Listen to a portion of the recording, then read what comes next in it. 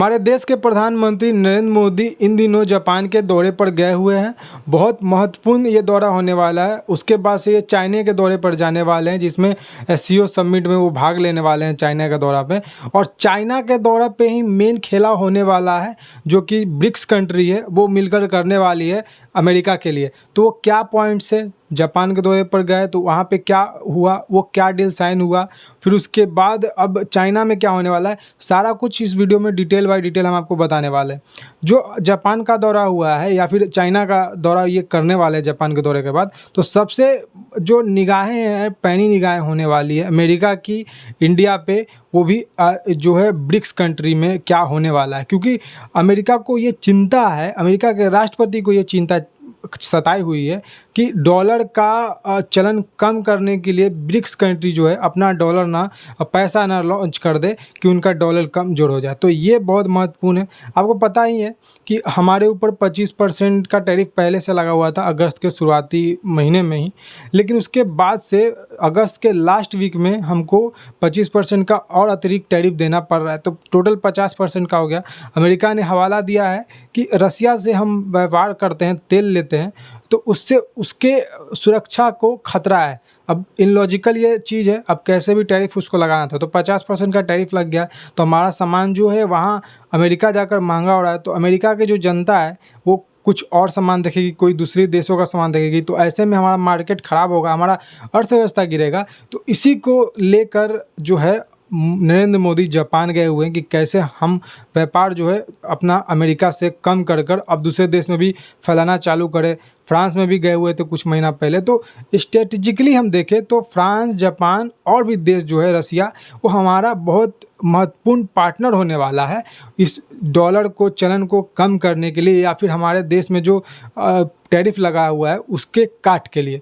तो हमारा जो इंडिया और अमेरिका में जो व्यापार होता है तो 131.84 बिलियन का होता है। फिजिकल ईयर में ये डाटा आया है सामने, जिसमें से हम एक्सपोर्ट करते हैं अमेरिका को, यानी कि देते हैं 86.51 बिलियन का। अमेरिका से हम लेते हैं यानी कि इंपोर्ट करते हैं 45.33 बिलियन का, यानी कि हम फ़ायदा में। फिर भी हमको ये चिंता है कि हमारा जो सामान है वो ठप ना पड़ा रह जाए। और हमारे देश में तो अभी कई फैक्ट्रियाँ थोड़ा संघर्ष कर रही है, तो इसी को देखते हुए बहुत सारा चीज़ पे डील हुआ है। पीएम मोदी जापान कल परसों से गए हुए थे। आपने देखा होगा, तस्वीर भी आई थी, बुलेट ट्रेन में बैठकर वो बातें कर रहे थे। तो बुलेट ट्रेन में ऐसे ही नहीं बैठे थे, बुलेट ट्रेन भी इंडिया में लाना है।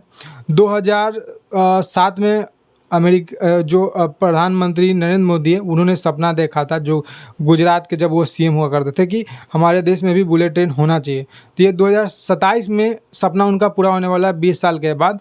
और ऐसा पहले भी हो जाता, इससे पहले हो जाता, 2027 का टाइम नहीं लगता, लेकिन कोरोना आ गया। फिर उसके बाद महाअघाड़ी सरकार आई थी, उद्धव सरकार कांग्रेस के साथ मिलकर, तो वहाँ पे वो रोक लगा दी। तो इसी के पर भी डील हुआ है, कैसे हम बुलेट ट्रेन को इंडिया में ही मैन्युफैक्चर करेंगे। अभी तो हम जापान से लेंगे, इंपोर्ट करेंगे, लेकिन कैसे इंडिया में मैन्युफैक्चर करेंगे, इंडिया में कैसे इंजन बनेगा, कैसे टेक्नोलॉजी हमको वो मिलेगा, ये सारे के ऊपर बात हुई है जापान में। शी जिनपिंग का भी एक मुद्दा आ रहा है सामने कि शी जिनपिंग जो है वो चाइना के जो राष्ट्रपति है, वो खुद हमारे देश के प्रधानमंत्री नरेंद्र मोदी को लेने आएंगे, रिसीव करने आएंगे अपने एयरपोर्ट पे, और भव्य स्वागत होगा हमारे प्रधानमंत्री का। और ये आप जान लीजिए, चाइना का ये जो दौरा होने वाला है प्रधानमंत्री मोदी का, वो गलवान जो क्लेश हुआ था 2020 में, उसके बाद से ये दौरा होने वाला है, करीब 7 साल के बाद। और ये दौरा इसलिए भी हो रहा है क्योंकि हमको कैसे भी करके अमेरिका से डिपेंडेंसी कम चाहिए, इसीलिए ये दौरा हो रहा है। ऐसा नहीं है कि हम इंडिया बुड़बक है, इंडिया सारे कुछ को भूल गया, लेकिन हमको ये भी देखना है कि हमको व्यापार में भी आगे बढ़ना है, अपने देश को भी आगे ले जाना है। तो इसके लिए हम चाइना से थोड़ा हाथ मिला रहे हैं। हमको पता है कि वो दोगला है, धोखा देगा, पीठ में खंजर भोंकेगा। 1962 का भी सभी देशवासियों को, भारत को याद है कि चाइना और अमेरिका पर भरोसा करने लायक नहीं है, लेकिन फिर भी जो डील है थोड़ा बहुत वो तो करना ही है, तो वो होगा। तो उसके बाद आप देखेंगे कि अमेरिका कैसे छटपटाता है। अब हम बात करते हैं कि अमेरिका जो जापान में वो डील हुआ है कुछ साइन, उसके ऊपर आप देखिए, इस डील पे सबसे ज़्यादा नज़र जो है वो अमेरिका का पड़ा हुआ, मैंने जैसे कि आपको पहले ही कहा था। पहला जो डील हुआ है, अब बोला जा रहा है कि 13-14 डील हुए, बड़े बड़े फैसले हुए जापान में। वो कौन सी डील है ये हम आपको बताने वाले हैं। पहला, भारत जापान के बीच चंद्रयान 5 के ऊपर कुछ डील हुआ है। चंद्रयान 5 जो है साथ मिलकर भारत और जापान के जो है साइंटिस्ट बनाने वाले हैं। चंद्रयान 4 तो वो हमारा अपना खुद का मिशन है, लेकिन चंद्रयान 5 जो होगा वो मिलकर साथ करेंगे। चंद्रयान 4 के सक्सेस पे ही जापान ने ये रुचि रखा था और आज ये डील साइन हुई है भारत और जापान के बीच में, जापान के पीएम और हमारे पीएम के बीच में। ये पहला डील हुआ। दूसरा डील जो है भारत की इसरो और जापान की JXA जो कि वहाँ के कंपनी है साइंटिस्ट की, वहाँ पे एक जॉइंट ऑपरेशन का डील साइन हुआ है। सैटेलाइट्स हो गया, फिर अलग प्रकार के सुरक्षा डील जो है वो हुई है इसरो और JXA के बीच में, जो कि जापान की कह सकते हैं कि वो साइंटिस्ट कंपनी है वहाँ पे। फिर तीसरा जो डील है, जापान के PM शिंगारू इसाबे ने भारत में अगले 10 साल में करीब 6 लाख करोड़ का इन्वेस्ट करने का बात कहा है।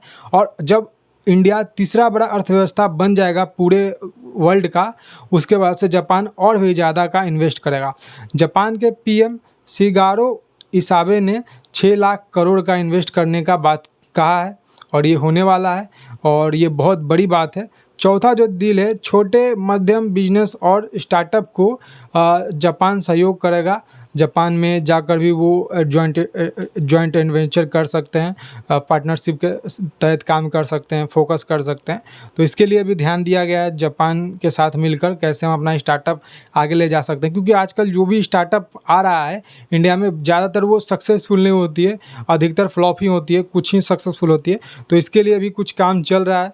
और देखिए जो पांचवा और चौथा डील है, सुरक्षा, तकनीकी, नवाचार, हेल्थ, साथ ही साथ विकास, मोबिलिटी, आपसी आदान प्रदान में भी काम किया जा रहा है। यहाँ इस क्षेत्र में भी काम हो रहा है।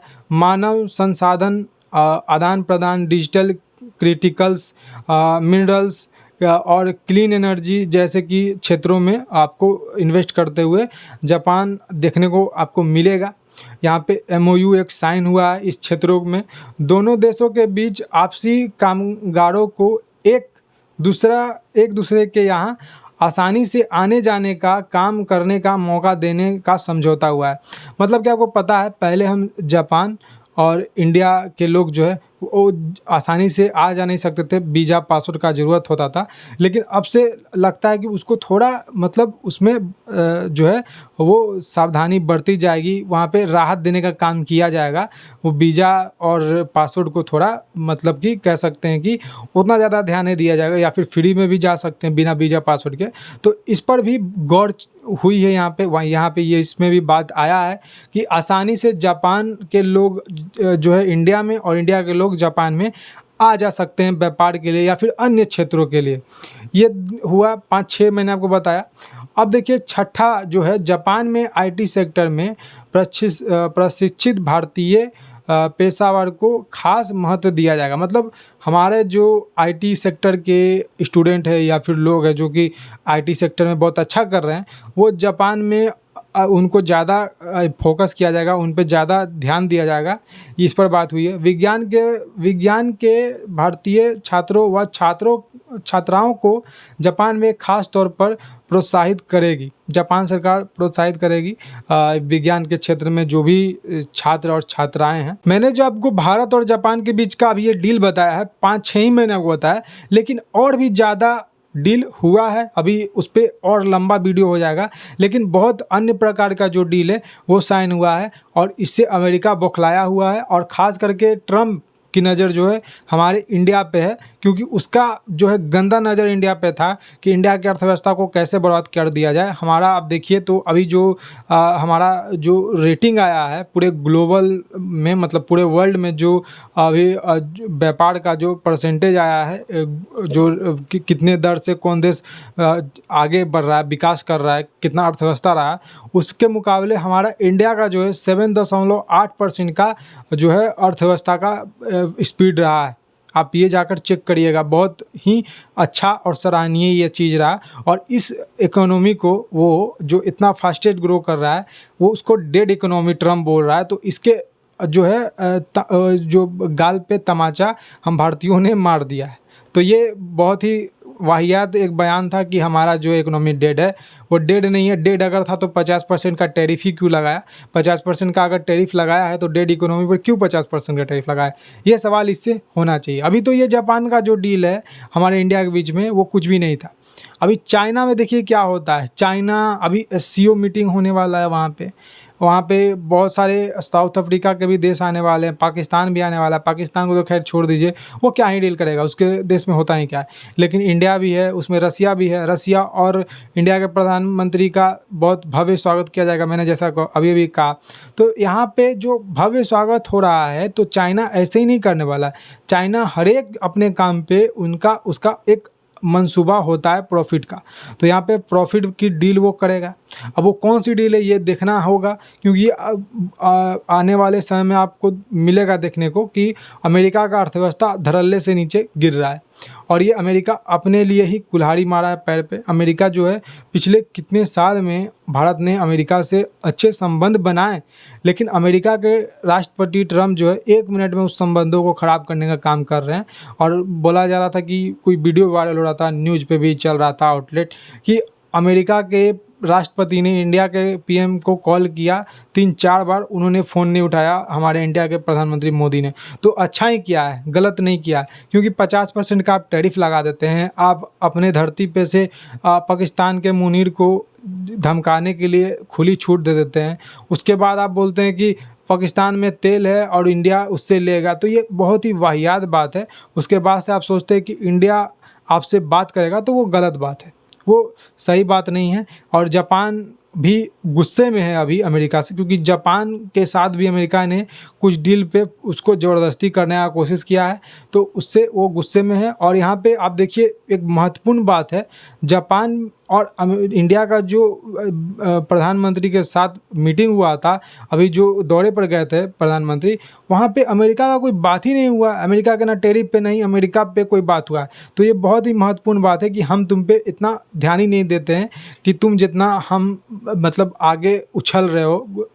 वो कह रहे हैं ना कि अभी उनको क्या पुरस्कार कोई है, शांति पुरस्कार उनको मिल जाए, ट्रम्प को ग्लोबल शांति पुरस्कार, तो वो उसके लिए कर रहा है, तो वो मिलेगा नहीं। उल्टा इसका देश जो है वो डेड इकोनॉमी हो जाएगा। दूसरे देश को डेड इकोनॉमी बोलते बोलते इसी का इकोनॉमी डेड हो जाएगा। आप देखिए, आप जो ग्लोबल रेटिंग आई है, इसमें जो है अमेरिका का जो है 3.5 या कुछ % का जो अर्थव्यवस्था ग्रो किया है। तो हम तो इससे भी ज़्यादा है। चाइना, अमेरिका, रसिया, बहुत बड़े बड़े देश के अर्थव्यवस्था से हम आगे हैं। तो हमारा देश डेड इकोनॉमी कैसे हुआ? पहली बात तो ये। तो ये सारी कुछ चीज़ें हैं जो कि कितना कोई झूठ फैलाने का कोशिश करे, वो झूठ फैलने वाला नहीं है, क्योंकि जो सच होता है अंततः वो सामने आता ही है। और जो डील होने वाली है चाइना और अमेरिका और जापान के बीच में और जो रसिया के बीच में, उस पर हमारा नज़र रहेगा। खास करके ब्रिक्स कंट्री में क्या होता है वो आपको हम डिटेल देंगे कल के वीडियो में। आज आपको ये वीडियो कैसी लगी आप ज़रूर कमेंट करके बताइएगा। आपको क्या लगता है, अमेरिका के 50% टैरिफ का जवाब इंडिया के पास है, इंडिया के प्रधानमंत्री के पास है। हमारा स्टेप आगे क्या होने वाला है, हम क्या इस पर एक्शन लेने वाले हैं, आप जरूर कमेंट करके बताइएगा। आज की इस वीडियो में इतना ही। धन्यवाद। जय हिंद, वंदे मातरम, जय श्री राम।